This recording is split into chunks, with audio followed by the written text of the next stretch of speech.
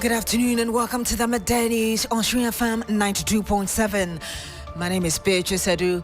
The news is also live on Kasmi 107.1 FM and across the world at 3news.com. Coming up in the next 30 minutes.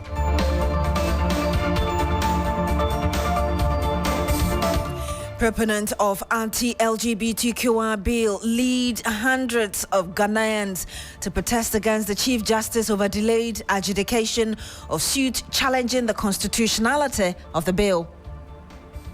We are embarking on this demonstration. We're letting the Chief Justice know that her job is to deliver justice. Her job is not to act as a cog in the wheel of justice. The Office of the Chief Justice has been mounting a spirited defense. We'll tell you more in that defense. Also, Ghana's public sector to shut down in barely 48 hours unless the government shows commitment to accepting organized labor solutions to the illegal mining menace. We'll bring you more, plus what some panelists on Agenda last night spoke about.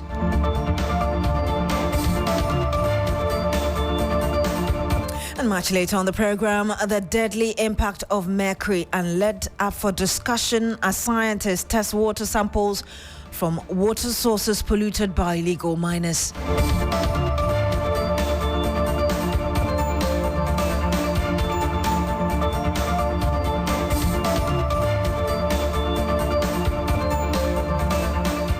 Thank you very much for joining us today. Now, the Chief Justice is under pressure from groups and individuals in support of the anti-LGBTQI bill to immediately resolve pending cases.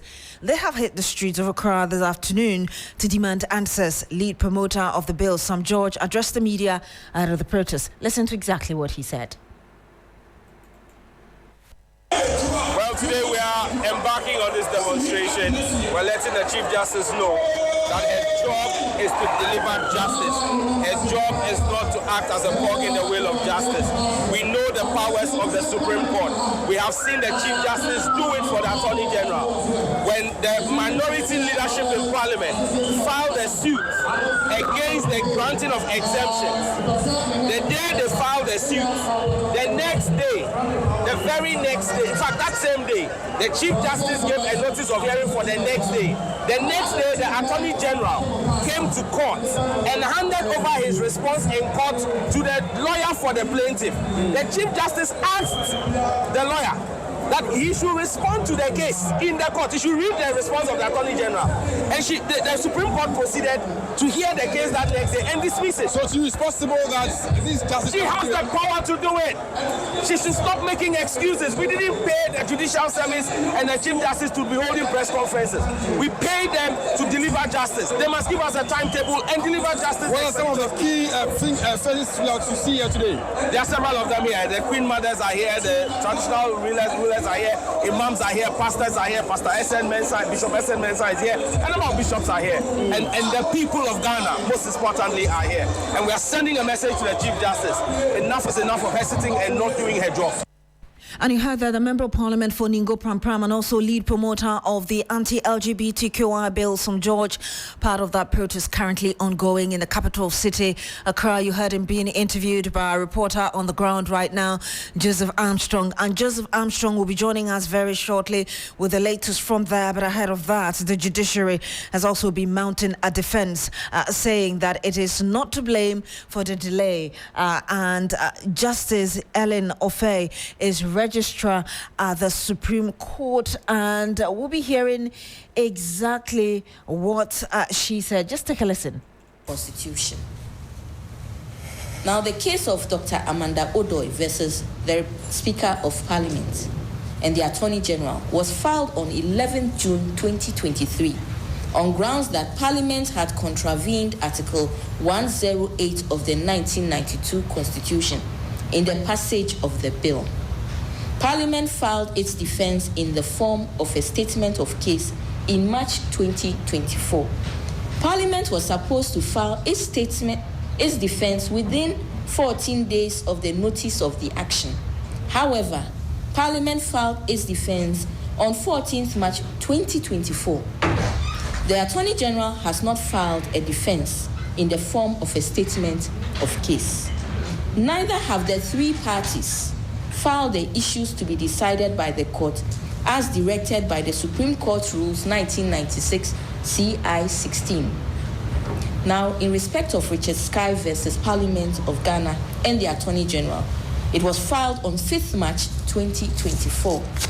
The plaintiffs also want a declaration.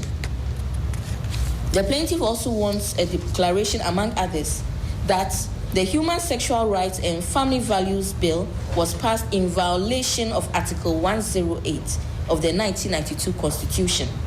Neither Parliament nor the Attorney General has filed a defense in the form of a statement of case.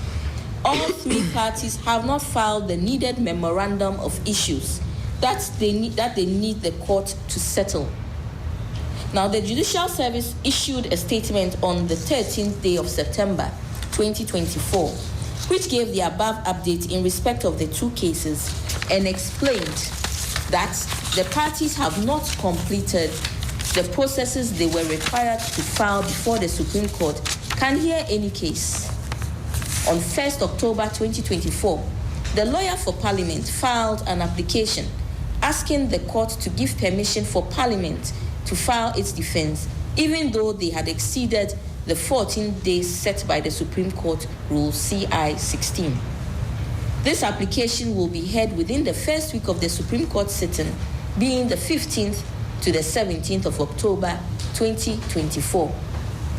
The general public is assured that the Supreme Court registry is ready to receive all processes that need to be filed. The Supreme Court is ready to hear every matter where parties have complied with the rules of court directing the processes to be filed before a hearing is held. And you heard that Justice Ellen Ofer, she's registrar at the Supreme Court, speaking on behalf of the Judicial Service there. Let me remind you again, just run you through the cases on anti-LGBTQI currently before the court. Dr. Prince Obri Kuran versus Attorney General, judgment delivered on 24th of July 2024. Amanda Odoy versus Speaker of Parliament and Attorney General. Attorney General has not filed a defense, neither have the three parties filed memorandum of issues. You heard Justice Ellen Ofer talk about that just some seconds ago. Also, Richard Sky versus Parliament of Ghana and the Attorney General, Parliament Attorney General, yet to file defense. Neither have the three parties filed memorandum of issues as well. Now, one of the promoters of the anti-LGBTQI bill, Roxanne Nelson Dafiamepo, however, maintains that the Judicial Service is to blame for the delay in the determination of the cases. Listen. When somebody brings an application, whether the application is meritorious or not, it's an application for a certain prayer in the interim. The court ought to have made that determination in the interim. That yes, I will grant your application on its merits, or I have read the application on its merits and I'm refusing it. Then we can have our way clear. But as it is, that injunction application is still pending, and the matter itself is also pending. And I disagree that the CJ will say that it's the parties, but the CJ has the power to issue summons. And you know that the Supreme Court now operates through the registrar. The registrar summons can be issued, asking the parties to come back to court.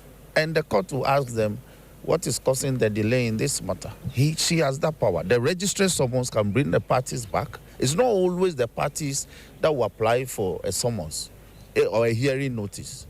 Because even if you apply for a hearing notice, it's up to the registrar to issue that hearing notice and give you a certain date that is convenient for the court. So you believe these are just excuses being churned out by the judiciary? Absolutely. And you had there Roxanne Nelson Dafiamepo. He's one of the promoters of the anti-LGBTQI bill. You're still here on the Midday News on Sri FM 92.7. It's 10 minutes past the hour of 12. When we come back, we'll tell you more about the latest on Ghana's fight against illegal mining. Don't go away.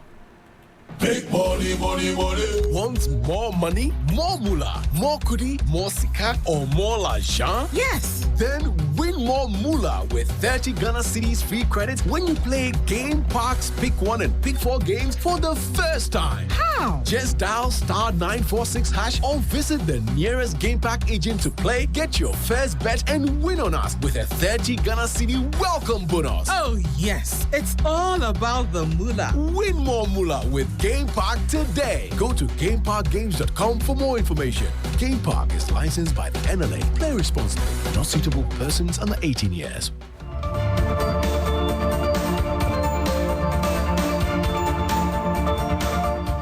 And you're still here on the Midday News on Sri FM 92.7. Thank you for staying.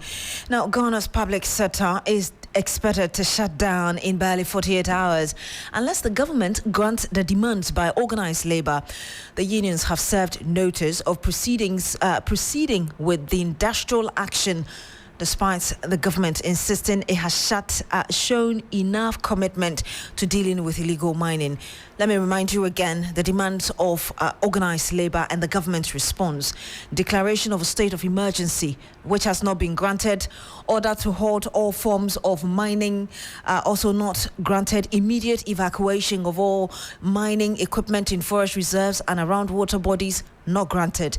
Deployment of police and military to destroy mining equipment around water bodies and forest reserves. The government to ramp up enforcement.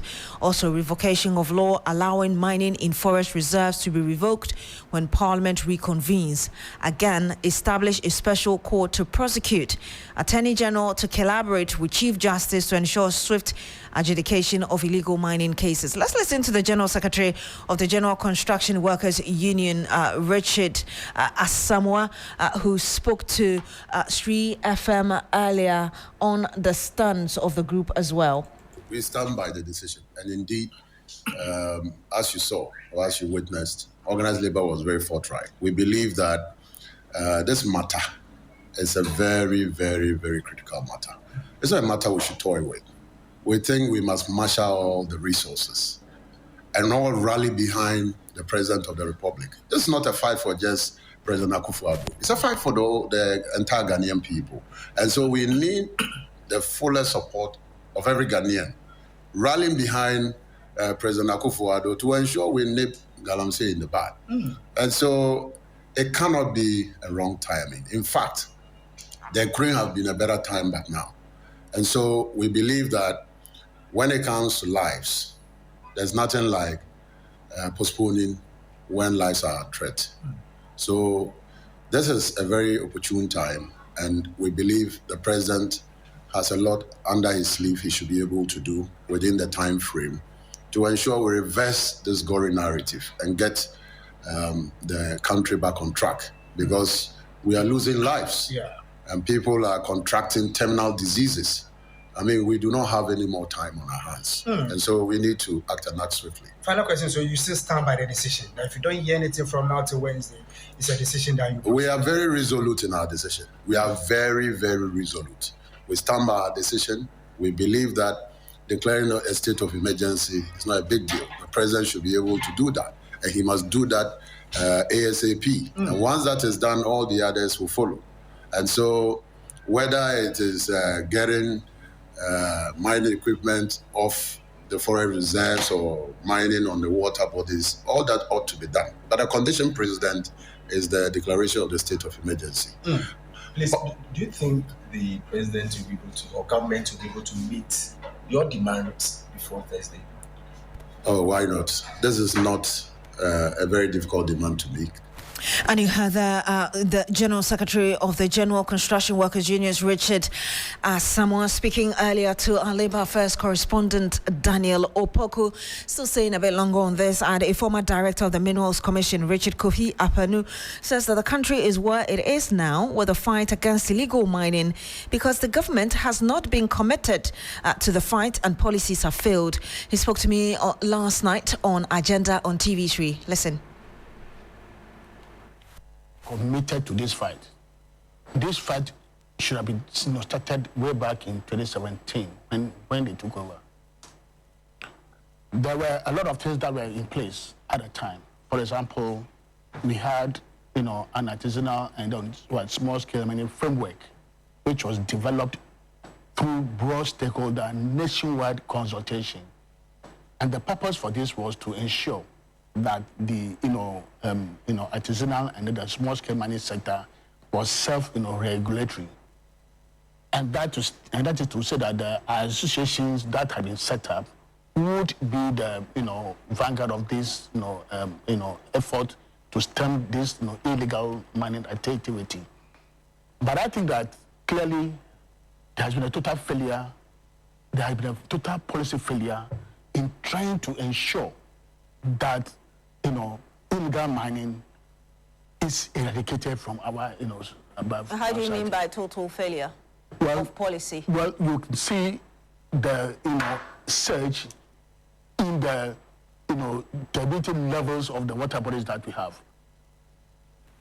And you had the former director of the Minerals Commission in charge of policy planning and evaluation, Richard Kofi Apenu, speaking to me earlier on Agenda last night on TV3. Agenda is at 9 p.m. every Monday on TV3, and let's bring you some other issues. And the Office of the Attorney General has once again opposed an application for bail filed by more than 20 anti-Galamsey protesters. This is despite an Accra High Court granting bail to a number of the protesters, and the Attorney General himself earlier indicating that he will ask his officers to consider bail during the hearing. Lord Edwasare is our court correspondent. He's in court. He joins us live on the line.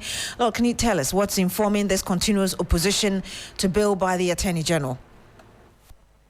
Right, Beatrice. So it's hard to tell the reasoning, but earlier today, lawyers of the 20 more protesters were going to hear the bail application, or they're going to file their bail application, but they got the information that the state attorney, by the prosecution, they had filed an affidavit in opposition to this bail application, but they indicated to the court that they had not been served yet, and so the judge directed that the prosecution serve them with these documents. Now, one key thing that has been running throughout the arguments by the state attorneys is that the protesters do not have fixed places of abode because they don't have any identifiable addresses. And they also indicated that they are flight risk, and so when granted bail, they will not be able to turn up in court when they are supposed to do so. Lord, we also understand that the trial of the protesters is to begin today. What more do we know about this? Indeed, Beatrice. So you recall that at the last hearing, the case was adjourned to today for the trial to actually begin. Now, Oliver Baka Vamao, the remainder have been granted bail. I'm talking about the 21 who were their bail applications were had yesterday, but today all 53 of them will be in court for the trial to begin. Earlier, some of them were brought to court, but they're informed that the trial will actually begin a little later. We are talking about 2 p.m. or 3 p.m. So we are here waiting to see how things will pan out. But some of the things that we're expecting in court today is that there'll possibly be a discharge of some of the protesters, and then there will also be the consideration of the bail application. You'd recall that the Attorney General indicated that he actually directed the police to expedite their investigations so that persons who were not, as it were, they don't have any evidence to continue the prosecution, they will be let off the hook. And so we'll be looking at how things will pan out today at the court. Thank you very much, Lord Odwasare, our court correspondent, bringing us an update on the case against the Democracy High protesters. You recall that yesterday 21 of them were granted bail out of 53, and the one who was denied bail, Oliver Bakavamao, a leading member, hopefully, actually you just heard him say he may be granted bail today together with others. Let's bring you some more illegal mining issues, and Deputy Energy Minister Collins Adoma Comments Mensah has joined in calls for an immediate action on the devastating effect of illegal mining, especially on water bodies. A number of river bodies have been polluted, with the Ghana Water Company Limited cautioning about the recent water supply challenges in Cape Coast, Elmina and surrounding communities to the activities of illegal mining, also called Galamsey in Ghana. Now, speaking at the opening of the Energy Commission Senior High School Renewable Energy Challenge, the Deputy Minister called for relevant regulation on tackling Galamsey in the country. Every day, more than 844 million people live without water, without access to safe drinking water. Scarcity of water, polluted water, and widespread waterborne illnesses resulting from a lack of access to clean water has impacted nearly every aspect of our daily life, from education to industry. Ghana is not far from this because rapid urbanization, deforestation, and illegal gold mining have placed a strain on Ghana's water supply. Heavy metals have polluted many of Ghana's water resources, leaving communities with no alternative. While other African nations often suffer from a lack of water, Ghana's main problem with water supply is pollution. Therefore, this topic has come at the right time to help solve water pollution issues as a result of illegal mining on our water bodies and river banks in the country. We are therefore expecting students to focus on developing projects that leverage the use of renewable energy technologies for mitigating land degradation and water pollution, such as reclaiming degraded land, purifying contamination, and fostering environmental sustainability and resilient communities. And you had the Deputy Energy Minister Collins Adamako Mensah also speaking on the illegal mining menace. Now we're staying on the Galamsey issue and the Ghana CSO's platform on sustainable development goals. This afternoon, backing Labour's decision to indefinitely lay down their tools over the government's inaction to deal with the illegal mining menace. The group says that decisive action is needed from the government now to come back to the Galamsey menace, which is an existential threat to the country. Noble Crosby Annan is at that press conference where the groups are making these demands, and we'll bring you more as and when we're able to get through to him.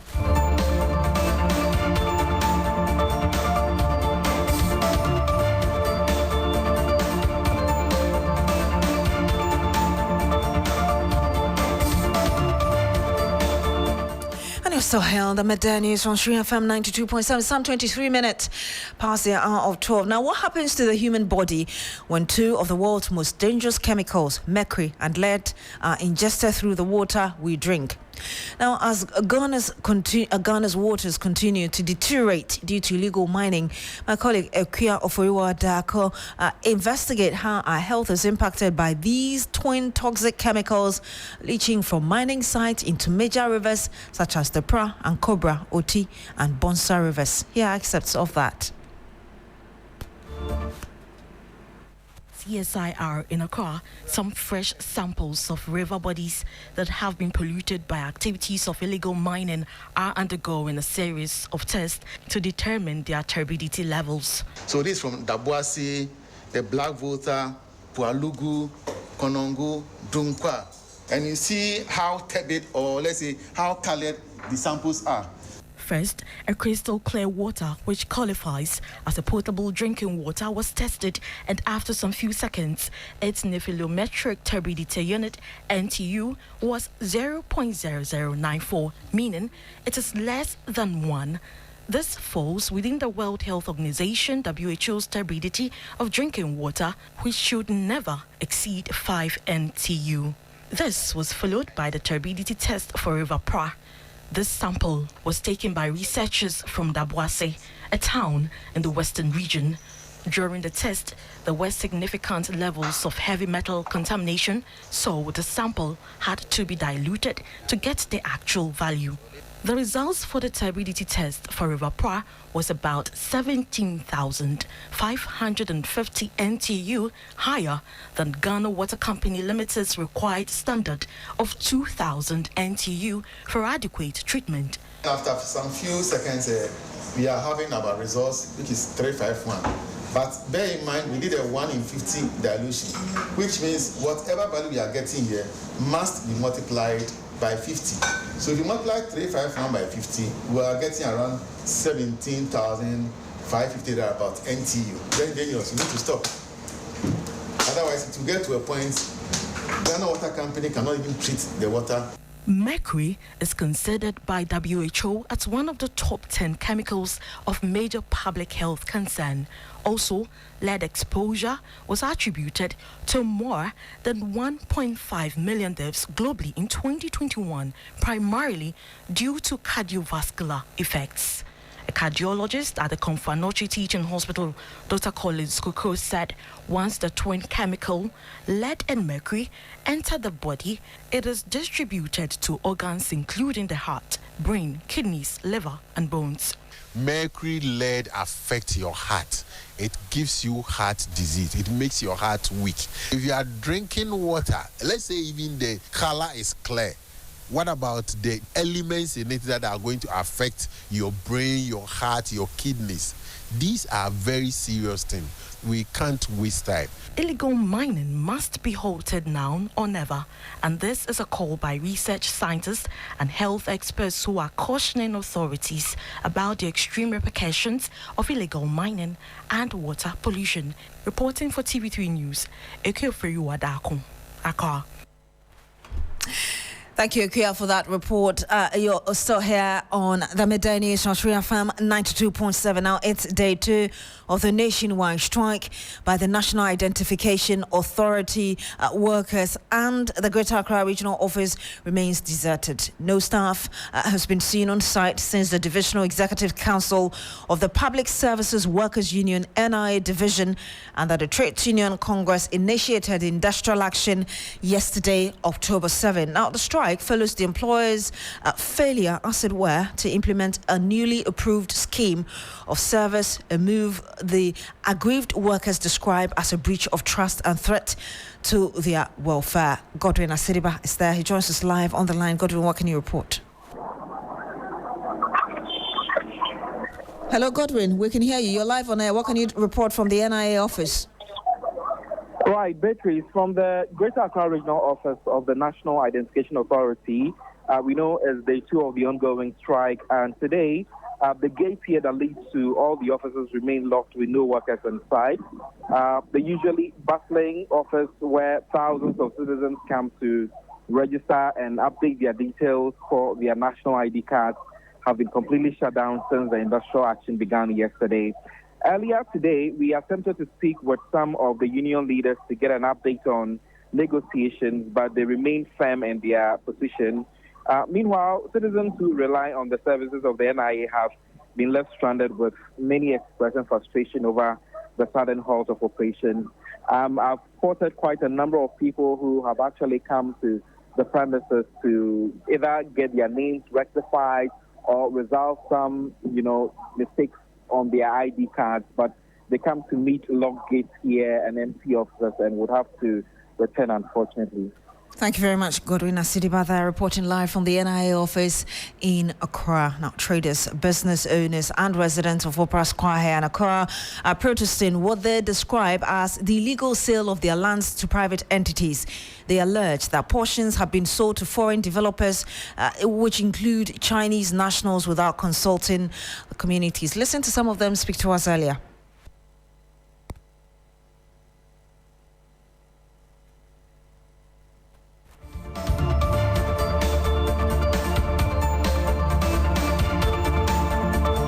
And we'll bring you that sound later in our subsequent bulletins.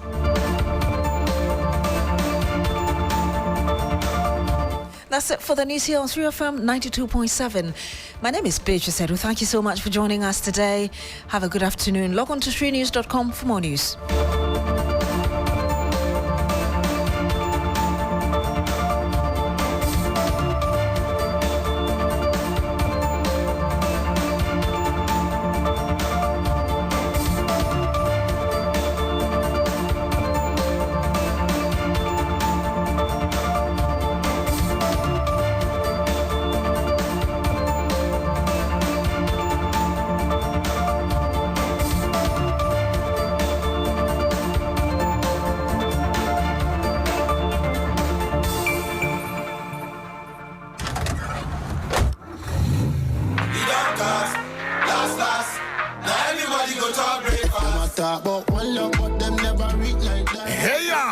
Ready to make your drive home epic? It's the 3FM Drive with the one and only Giovanni Killen. Right here on 3FM 92.7. Weekdays, 3 p.m. to 7 p.m. We're transforming your commute into a top-tier experience. Need a pick-me-up? Our music belt is pure energy, pure vibes. Stay ahead with the Drive Sports, bringing you the latest scores and highlights. Curious about the stars? We've got all the hottest trends, celebrity profile interviews, plus DJ faculty has got you. Mondays, Tuesdays, Wednesdays, Thursdays, Fridays on 3FM Drive. You know where it's at. This is where the action is at, live on the 3FM Drive on 3FM 92.7. Welcome to the 3FM Drive. That's right!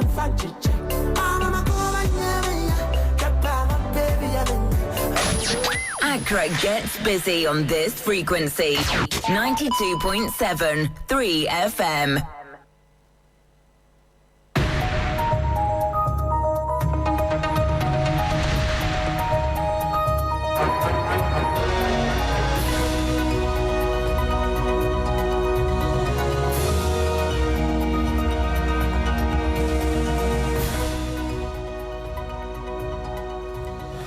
Hello, good afternoon and welcome to Business Daily on 3FM 92.7 with me, Bismarck Ausa. Coming up this morning, economist Professor Peter Korte urges government to ensure prompt payments for contracts to boost economic growth. When the SMEs do business for government, they have to be paid. Because if you don't pay them, it has a knock-on effect on other businesses. They're on their suppliers, on their employees, or even interest payments. Also, bond market trade volumes dropped 15.56% to 609 million cedis for second consecutive week amid investor caution. We'll bring you details. And CD recovers slightly against dollar and other major trading currencies as $1 sells at 16 cedis 22 pesos. These stories and others lined up for you. Please stay with me.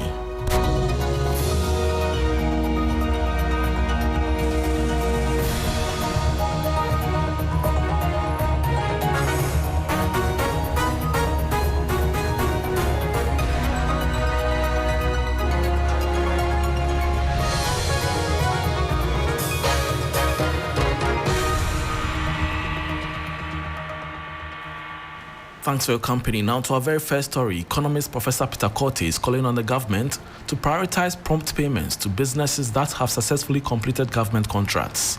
Speaking at the quarterly Economic Roundtable Forum organized by the Ministry of Finance and the University of Ghana, he revealed that Ghana has the longest contract payment delays in the sub-region. He warned that these delays have led to the collapse of many businesses and are causing ongoing hardships for others.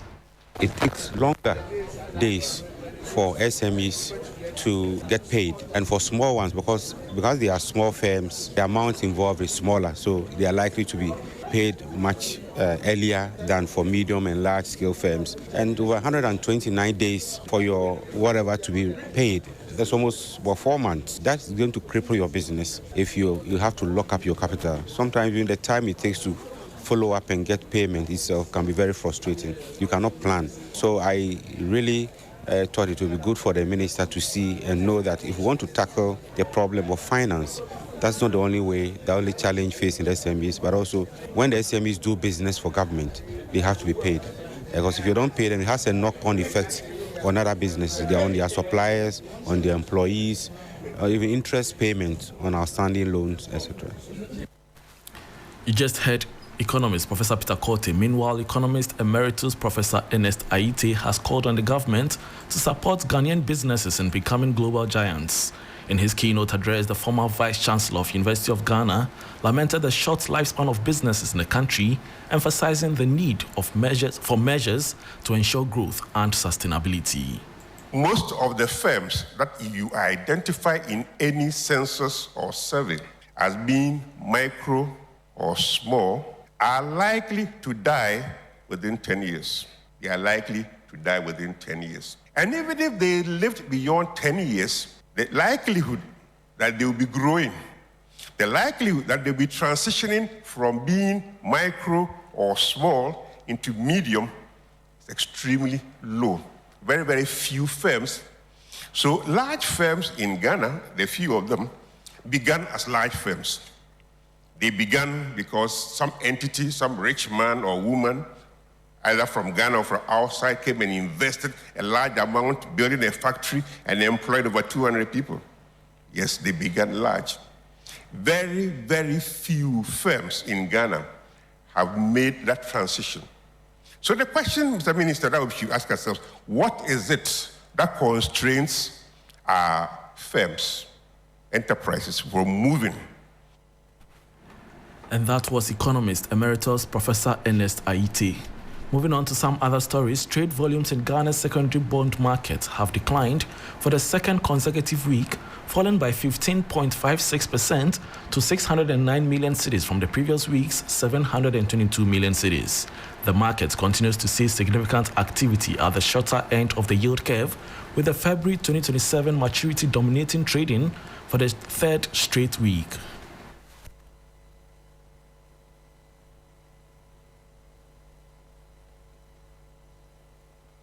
Ghana's secondary bond market experienced a 15.56% decline in trade volumes this week, with trades dropping to 609 million cedis from 722 million cedis.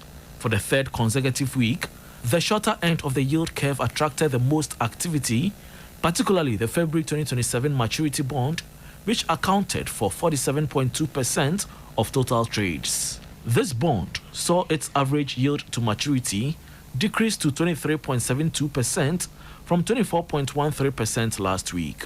In total, about 79% of trades were concentrated at the shorter end of the yield curve, while the belly of the yield curve saw the remaining 21%.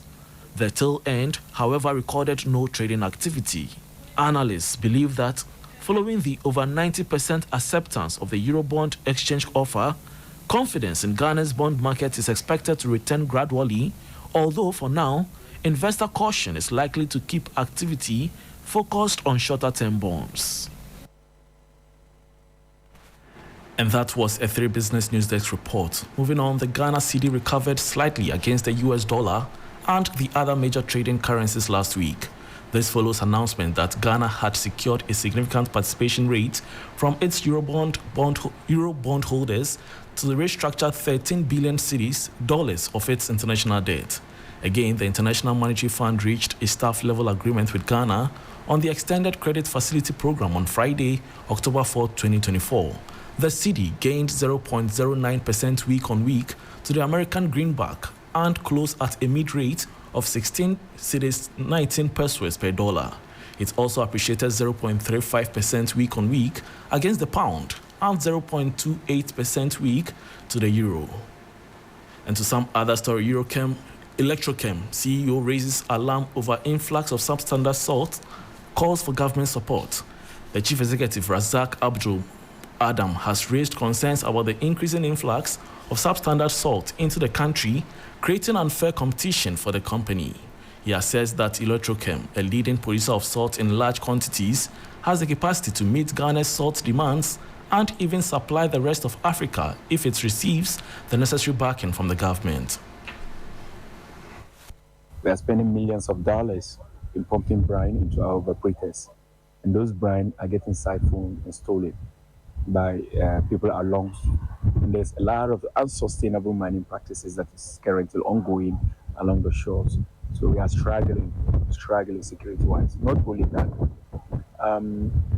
if you look here, you'll see a lot of salt that is scattered here, right? This mined salt from last year. We are grabbing to sell it because there's an influx of import, cheap, inexpensive, low-quality import that are coming in from Egypt, that are coming in from China, that are coming in from India, therefore crippling the local industry. So this is an area that we have to look at and ensure that Electrochem is getting the needed support, not only to conserve forex, but also to make sure that Ghana become an exporter of salt. We do not need to import salt. So far, Electrochem is here. And that was Chief Executive of Electrochem Ghana Limited, Razak Adam Abdul, ending Business Daily with me, Bismarck Ausa. For more business stories, please log on to 3news.com. Thanks for your company.